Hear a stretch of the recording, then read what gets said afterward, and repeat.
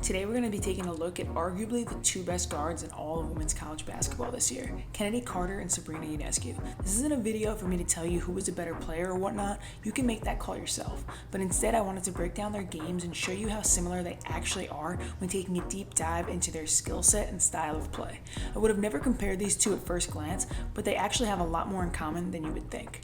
I'm not going to break down every single play you see here, but we are going to talk about the major themes.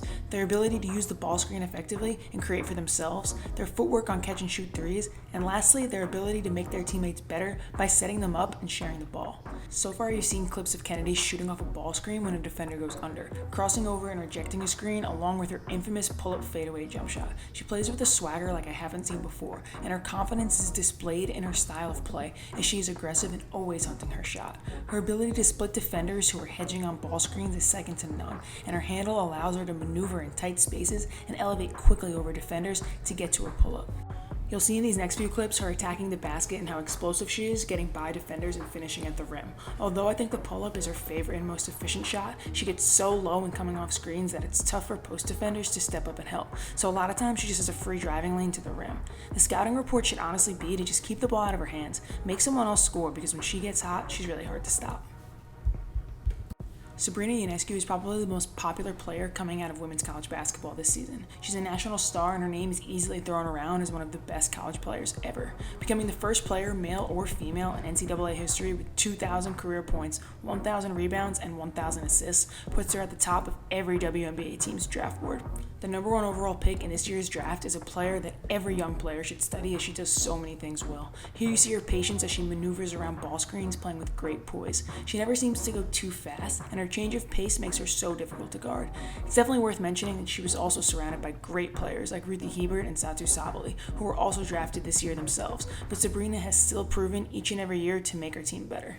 Here you'll see an array of finishes as she uses a sidearm extended finish to score over defenders who are locked on her hip, and then she goes to her floater game when the big drops back to protect the basket.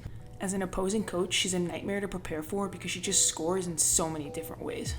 Now I want you to take a look at both Chennedy and Sabrina's catch and shoot three. What do you notice about their footwork and shooting form? Starting with Chennedy, you'll notice she's always ready to catch and shoot, calling for the ball way before she gets it. Because her pull-up is so deadly, closing out hard on her may not even be the smartest decision, as she only shoots 25% from the three, but if you leave her wide open, she's gonna knock it down.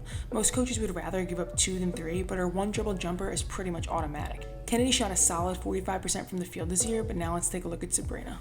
Coming in at 40% from 3, Sabrina shows why she was the most sought-after player in the draft this year. 51% from the field and 92% from the free throw line. These numbers only come from the most confident of players. Because Sabrina is such a threat in the ball screen, teams really tried to keep the ball out of her hands. But the Oregon roster was so deep this year that Sabrina didn't always have to be the primary ball handler. She played the 2 guard sometimes and found herself wide open on the perimeter to knock down threes when the defense was collapsing in on Hebert and Sabali. Now, we know these players can score, but let's take a look at their court vision. Because Chennedy gets so much attention off the ball screen, oftentimes having to fight through long hedges and traps, finding open teammates for easier baskets is a must. You'll see her hit her post teammate here for some high percentage looks and then drops a sneaky dime on an out of bounds play for an easy layup. There's no doubt that Chennedy is a pure scorer, but I really believe that she's an underrated passer as well. I think she'll be an impact player in the WNBA, and she's definitely one of my favorite players to watch. Sabrina came in at number 4 in the assist-to-turnover ratio department this past season. Averaging around 9 assists per game, her ability to pass the ball makes her a triple threat all around. One thing players can take from her is her pocket pass when her defender trails her over the ball screen and the big steps up to help. She delivers an on-time, on-target pass and makes it so easy for her teammates to score.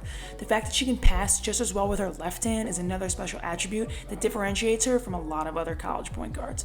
Overall, her attention to detail and ability to make everyone around her better makes her worth studying. Both Chennedy and Sabrina will be difference makers at the next level, and anyone who spends time watching their game like I have will come away with some hidden gems. If you're a current player, make sure that when you're studying these players, you're writing down the little details that you notice and trying to add them to your game and your workouts. I hope you guys enjoyed the video, as I had a lot of fun making it. Let me know if this is a style of video you guys would like to see in the future, and be sure to comment down below which players you want me to study next. That's all I got for you guys today, so I'll see you in the next one.